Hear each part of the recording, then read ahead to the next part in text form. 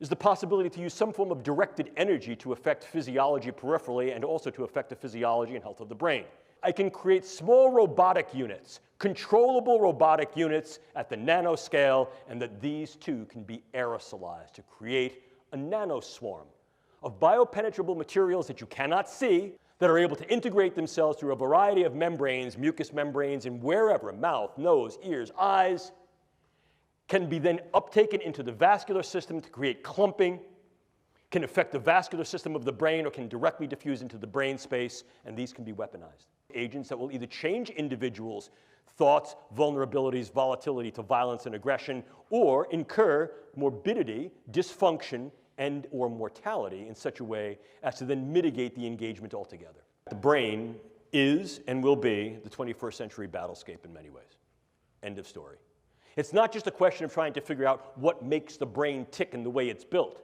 It's can we get in there to affect the ticking and talking, and by affecting the way that brain is built and the way it functions, influence in ways that are kinetic and non-kinetic, the attitudes, beliefs, thoughts, emotions, activities, and relative vulnerabilities and predispositions. The more I know about you and the more I know about the way your brain works as individuals, groups, communities, and even populations, the more I can utilize non-kinetic means such as informational means of narratives, iconographies, semiotics to influence your emotions and your behaviors.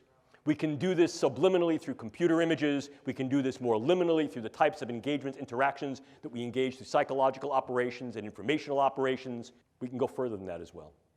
We can also utilize these interventional technologies in those ways that may be able to directly affect the brain.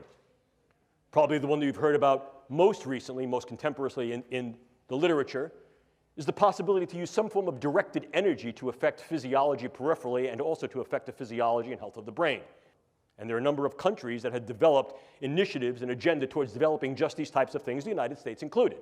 The more we understand the specificity of the brain on a very granular level, the more we're able to derive and develop particular types of drugs that not only can enhance and optimize the performance of our people, but can also be used to mitigate, militate, and in some cases manifest profound morbid changes in their people. In other words, against a hostile other. We can go further to implant certain brain-machine interfaces. These are many of the DARPA programs that you may hear of now. The idea here is to put minimal-sized electrodes in a network within a brain through only minimal intervention to be able to read and write into the brain function in real time, remotely. The United States is not alone in such effort. So, how then can we use these elements as weapons? And we can do that in a number of ways. We can militate their behaviors and their thoughts in some ways as to make them more amenable to what we do, the idea of positive weaponology. Or we can, in fact, mitigate and, in some cases, completely nullify their capability, will, or engagement to fight. If we combine those two definitions into one, what we find is those agents that will either change individuals' thoughts, vulnerabilities, volatility to violence and aggression, or incur morbidity, dysfunction, and or mortality in such a way as to then mitigate the engagement altogether. So in other words, this can also be weaponized against others. And this is where we get into the idea of novel neuroweapons. Once again, this is not necessarily new, but the momentum of this dimension of the field has accelerated as a consequence of increased understanding of the brain and increased capability to develop tools and techniques to access and affect the brain.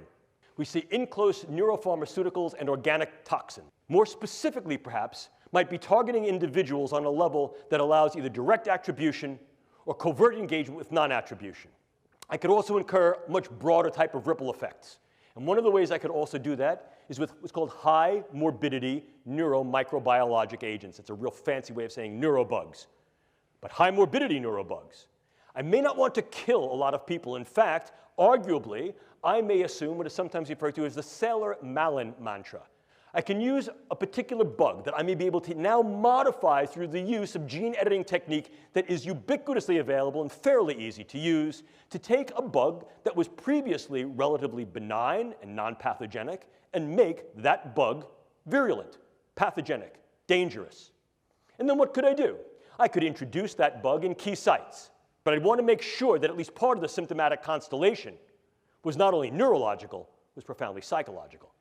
Agitation, debilitation, sweating, stomach problems, sleeplessness, cardiac problems, things that are what we call top-down neurological in their effect, brain to body and body to brain in the bottom-up cascade. I can disrupt an individual from the level of their cell to their system and disrupt individuals on a variety of levels, from individuals all the way up to the social fabric. And that social fabric may go even further. It may be geopolitical. We can even go further. One of the newest developments is that nanoparticulate matter can be stabilized for distribution. If you're not aware of what nanoparticulate matter is, it's that matter which exists on a scale of 1 × 10⁹. Very, very small. Smaller than a cell. And we can manufacture materials that have discrete properties that can be controlled by virtue of bioengineering and their physical chemistry. To auto-aggregate, to be able to aggregate in particular areas based upon their biological and or chemical sensitivity. But now we go one step further. Most recently, just a few weeks ago, it was announced that you could then aerosolize nanomaterials. And go one step further, I can create small robotic units, controllable robotic units at the nanoscale, and that these too can be aerosolized to create a nanoswarm of biopenetrable materials that you cannot see, that can penetrate all but the most robust biochemical filters, that are able to integrate themselves through a variety of membranes, mucous membranes, and wherever, mouth, nose, ears, eyes, can be then uptaken into the vascular system to create clumping, can affect the vascular system of the brain, or can directly diffuse into the brain space, and these can be weaponized. And they can be done in such a level that their presence is almost impossible to detect, and as such, the attribution becomes exceedingly difficult to demonstrate.